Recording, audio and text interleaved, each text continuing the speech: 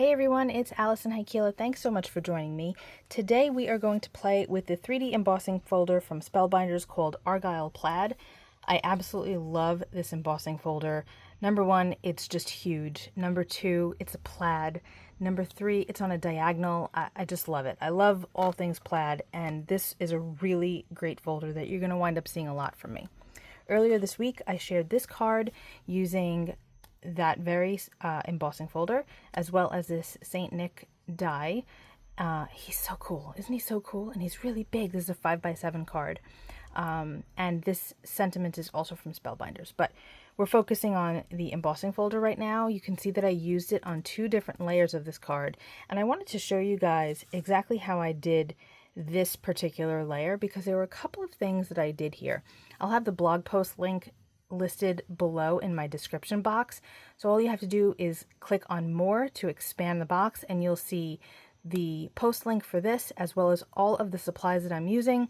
They are affiliate links whenever possible, which just means that when you shop through those links, you kind of help give me a bit of a kickback from the companies that you're shopping with, and it really helps me to purchase supplies that I might need, and it just helps my family. So anytime you use anybody's affiliate links, not just my own, but anyone, any crafter that you follow or any other person in this type of industry, it really helps us out. So thank you so much for those of you that use affiliate links when you can.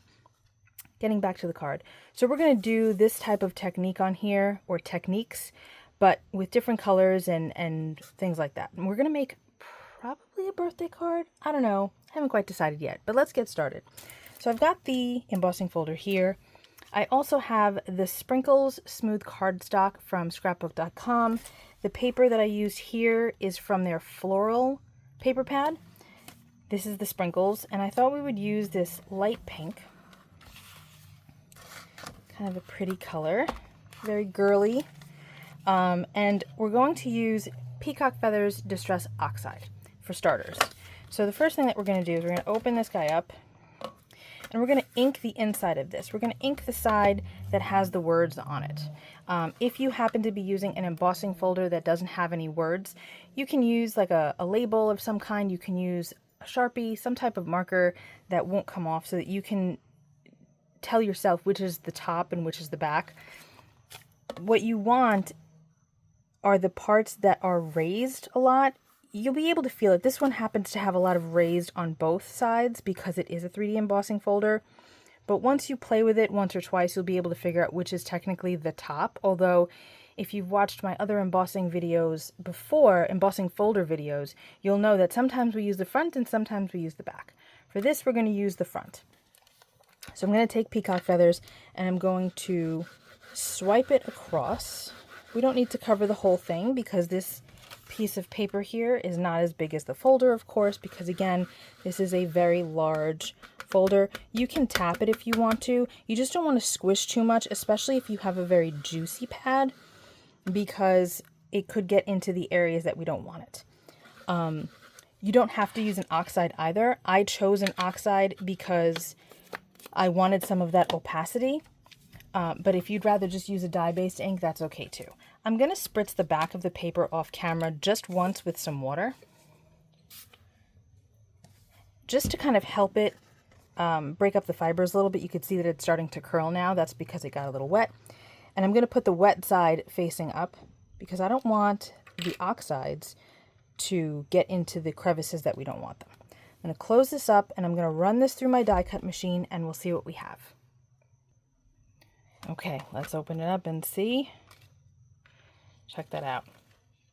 This you can just clean up easily with water. If you have a basin or a sink nearby, you can just throw it in there and the color will come off. I'll wind up probably spraying it with some water, but you don't need to worry about it right now. So take a look at that. You can see that there's still a bit of cracking that happened. This is a thinner paper. It's not a cardstock, so I kind of expect that.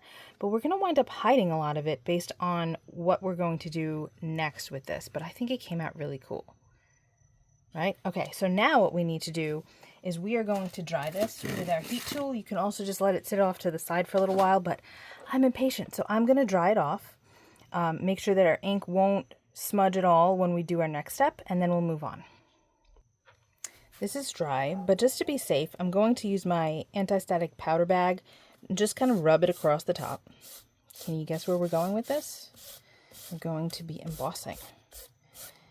Now this isn't going to work with like your 2D embossing folders. You really need something that has multiple dimensions, more than just two. So you can see that these thick bands are up really high. Then these skinny ones are a little bit lower. These are a little lower than that, and then there's the recessed area. So you've got a lot of dimension here. If you only have a 2D, this technique might not work as well. I welcome you to try it. I'm never going to tell you not to. Experimentation, in my opinion, is one of the most important things when it comes to creating. So you don't need somebody to tell you, do this, do that all the time. Play, have fun. But I will say that a 3D embossing folder is going to lend itself better to this technique. So now I have VersaMark ink. This is just your basic sticky watermark ink pad. And we're going to lightly brush it across the top so that we're picking up these thick, high dimensional lines. You're not going to be able to see it, and I apologize, but it's a clear ink. And we're just going to swipe it across the top. I hope you can see how I'm very, very lightly swiping it. I'm going to try to cover the whole thing. Let's see if you can see it in camera. Can you see the shine? Not so much. Maybe a little bit here and there, but it is sticky now. So what I'm going to do next is I'm going to grab some embossing powder and we're going to put it on this entire thing. This is why we needed the embossing powder bag, and to make sure that that peacock feathers was dry so that the powder will only stick to where we put the VersaMark ink. Okay, I've got a piece of scrap paper here, and now I have Emboss embossing powders from Imagine. This one is called Hologram. It's really beautiful.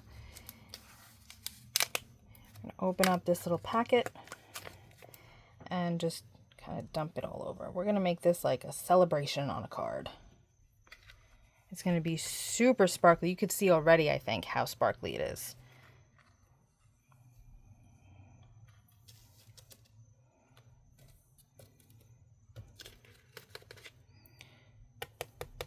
Okay, so we have a lot in some areas that we don't want them. The way to take care of that is to just grab a brush and just kind of swipe it away wherever you don't want it. Just kind of knock it off, and then you can kind of tap off what you've brushed away onto your scrap paper. You can use a coffee filter too, but I find that copy paper works just fine. So I'm just kind of cleaning up some of these areas. It looks like I'm not really doing anything, but once I tap it from the back, you'll see that a lot of it will fall off.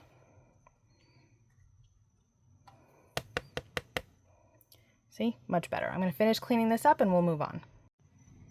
This is pretty well cleaned up. There's a couple of random spots here and there, but I don't mind. And now I've got my heat tool, and we're going to heat set this.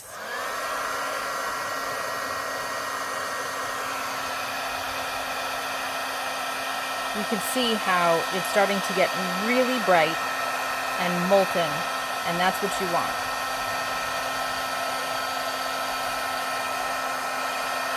And it's just going to really highlight that plaid even more than it already was.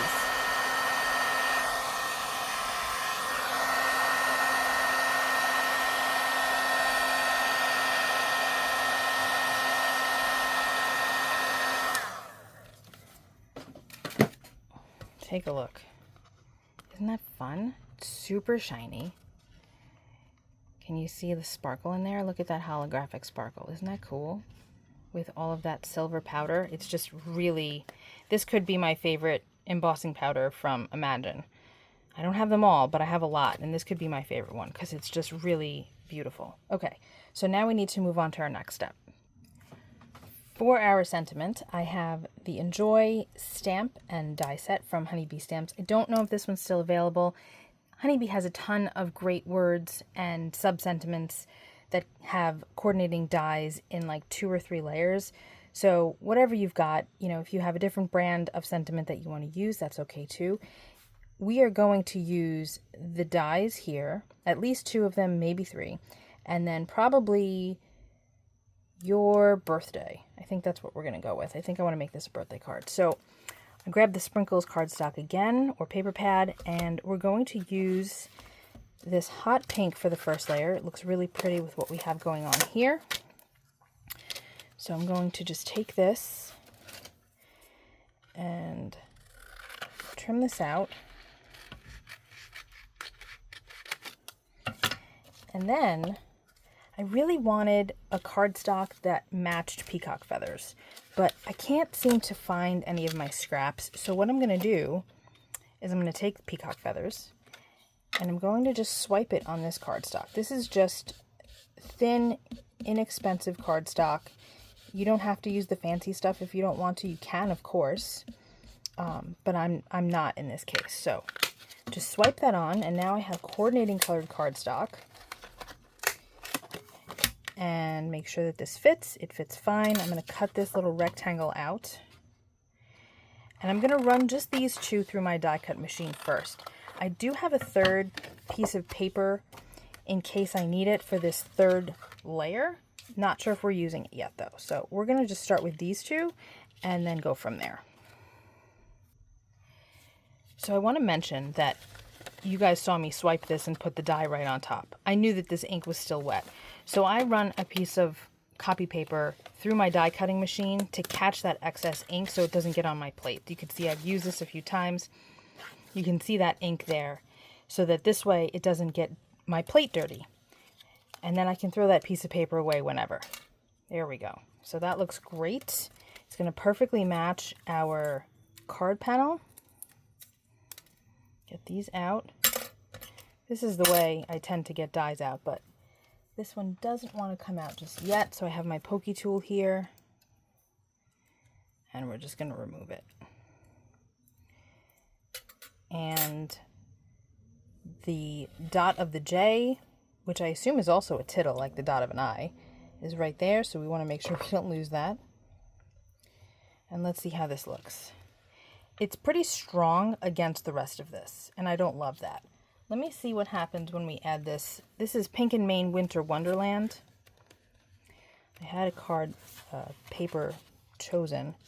I like this chevron. I think that that might be okay, but I feel like the peacock feathers is too vibrant now based on how it looks on this piece of paper since we've embossed it and not, you know, stamped with it or applied a heavy layer of ink.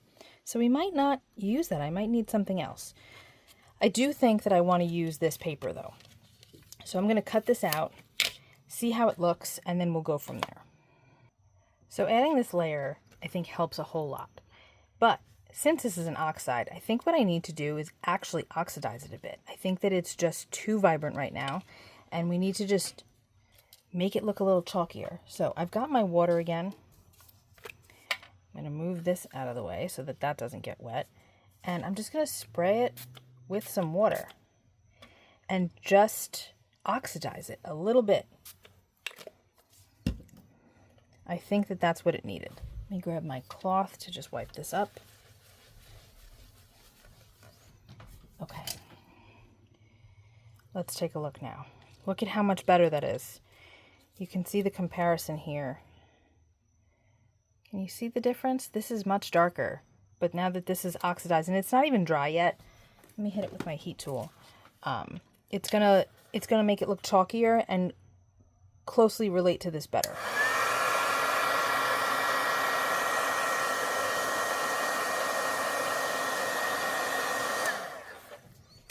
Okay.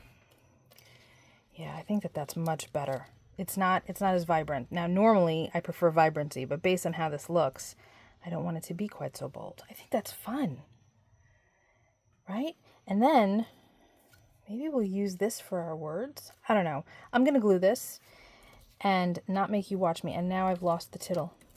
Oh, there it is. Okay. I'm going to glue this all together and then we'll figure out our sub-sentiment. Okay, so this is all glued.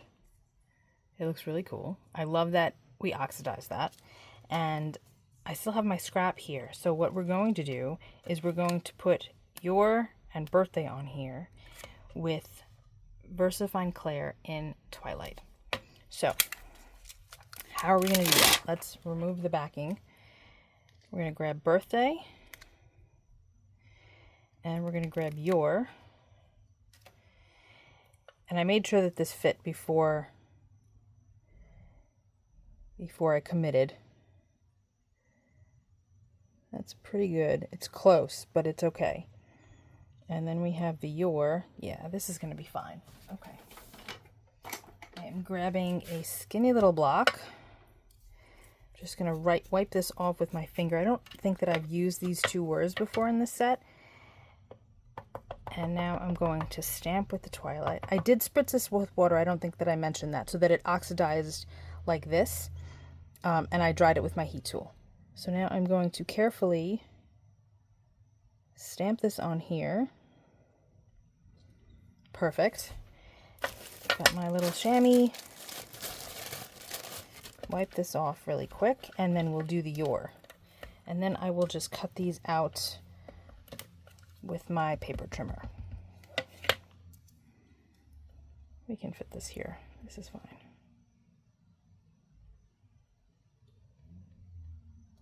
Perfect.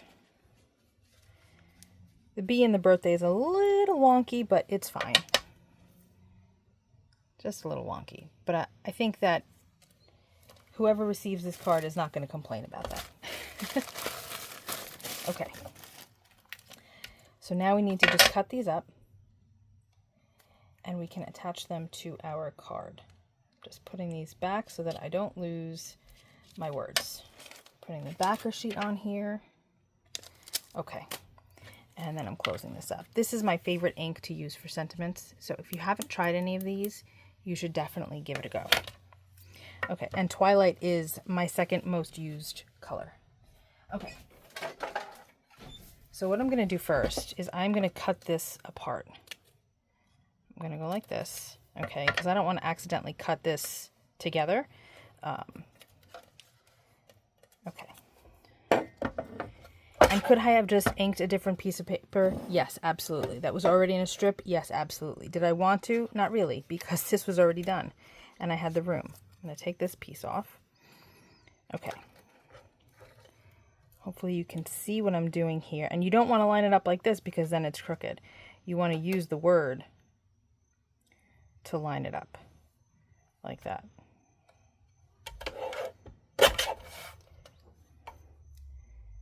See? Pretty good. Now we just have to cut the sides. One, flip it over.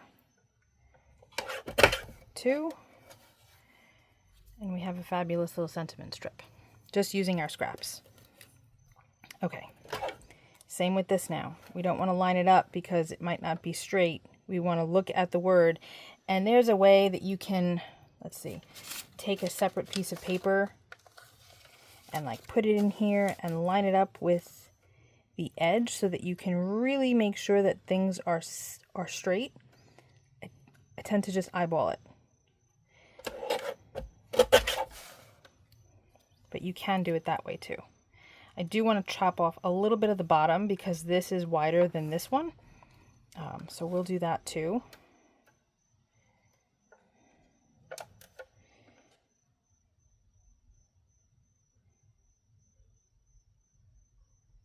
I probably should have done that part first, but that's okay. And then again, we're going to just chop the sides. Flip it around. And we have our two strips. I'm going to cut that just a little further because it's a little bit too far extended. Better. Your birthday. Perfect. Okay.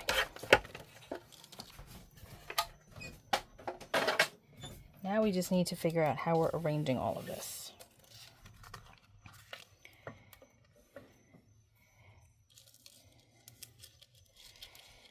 I don't really like to centrally locate things. It's just not my style. I feel like it then needs more. And I don't necessarily want to add more because I think that there's a lot happening here, although we might need to add some sequins.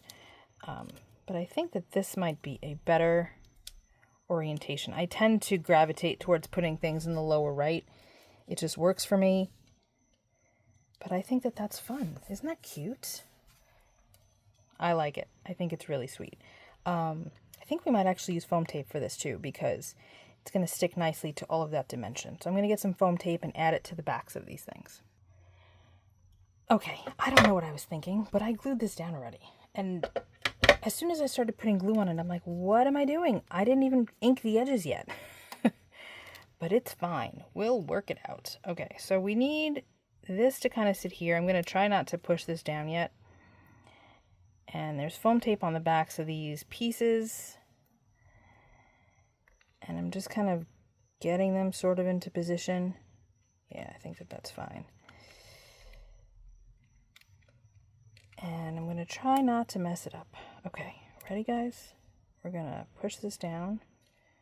Sort of, kind of. Yeah. Enjoy your birthday. Okay, but now I've got this white edge and it's making me bananas, so I have to fix that, right? So what are we going to use? We're going to use... Do I want this? Introduce another color? Not sure if I want to do that.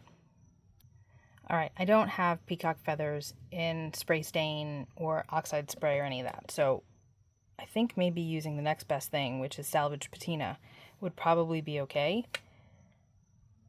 But I don't know. Does this happen to you? Do you get going and it's like, oh, but I need to do this or I need to do that, and now it's like, well, what do I do? These are the dilemmas that we need to work out as crafters, right? Or makers of any kind. It doesn't need to be crafting per se. I don't think I want to use salvage patina. I've got it. This is what we're going to do. We're going to take peacock feathers again, because that's what we've been using the whole time, right? We're going to put some on our glass mat. And then we're going to spray it with some water. And you can see I've got my brush here. And we're going to just paint this bad boy on. And I don't mind if it's lighter than the rest of the peacock feathers, because it's still peacock feathers. It's still the same color. Would it have been easier if I would have done this before? Yes. Does it matter? Not really. We're just doing it a different way. And honestly, if I would have swiped it on directly from the pad, it would have been dark like this was, and I wouldn't have wanted to oxidize it because, you know, this paper doesn't love water too much, and although we're using some water here, it's a little bit more even. It wouldn't have gotten across the whole back, or front, card front, I should say. So I think this is the perfect solution. Happy accidents, guys. Happy accidents. We figured out a way to solve the white border problem, keeping the oxidation happening without making our card super warped. And I think this looks great.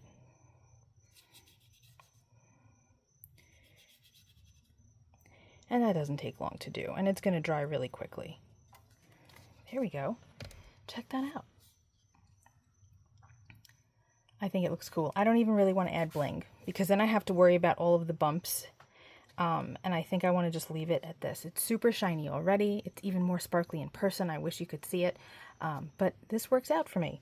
All right, guys, that is all that I have for you. I hope you learned a couple of things. I hope you give some of these techniques a try. And I hope you're inspired to play. I will see you all very soon with another project and an unboxing on September 1st. So thank you so much for hanging out with me. Chat with you soon. Be well, stay safe. Peace out.